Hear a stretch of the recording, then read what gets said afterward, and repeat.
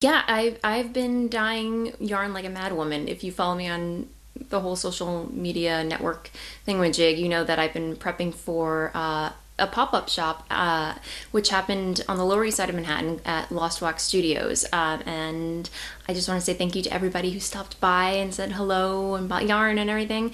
But yeah, I've just been busy, busy, busy, busy. I've been a busy bee as usual, but even more so because of this whole event.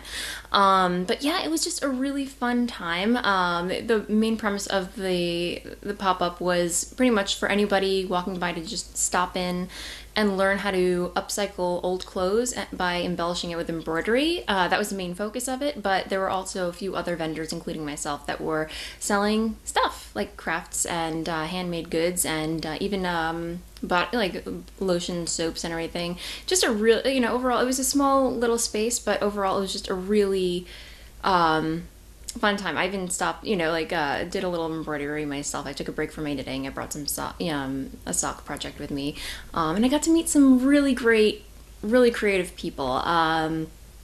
Yeah, so it was a really great time, and I posted some photos on Instagram and Facebook. So yeah, overall, I did not sell as much yarn as I would have liked, but I really wasn't expecting it because again, like it was more embroidery, it was more diverse. It wasn't geared towards yarn or knitting specifically. So it was like a whole mix of you know, people coming in and going. But I did get some people that came over and checked out my yarn, and they liked it very much and took a card and everything like that. So I thought it was pretty successful for my first pop-up shop. So yay! So yeah, that is pretty much a recap of where I've what went on this past weekend. So before I get into any more details as far as what I'm knitting and everything, I just want to talk about the knit along, the Any Man's Jumper knit along that I'm co-hosting with Ellie of Ellie's Knit Insanity podcast. Let me see. I actually reached out to her. I asked if it would be possible to kind of push the deadline back. One, because A, I've been busy. I haven't had time to put a dent in it. And two, we noticed in the official thread that not many people had been posting progress or anything like that, or had joined up.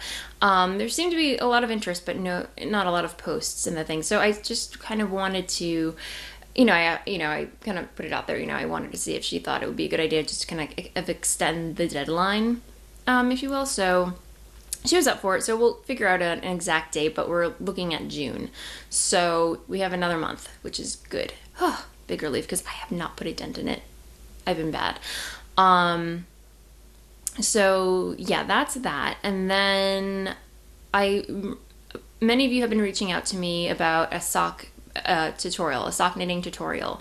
And I was going to do it on the show, but I recorded last week and I tried doing it, and it just did not make sense for me to demonstrate it on the show per se, unless I did like a time lapse where it's like I record the first part of me knitting the sock, cut, and then pick up again where just it would take a long time and a lot of it would take forever. So my theory is not theory, but my plan is to actually just create an easy to follow pattern, which I have been working on, and that's what I'm going to do. I'm working on some illustrations that I'm going to include, and that's how I'm going to do it, and I'm going to make it as easy peasy as I possibly can.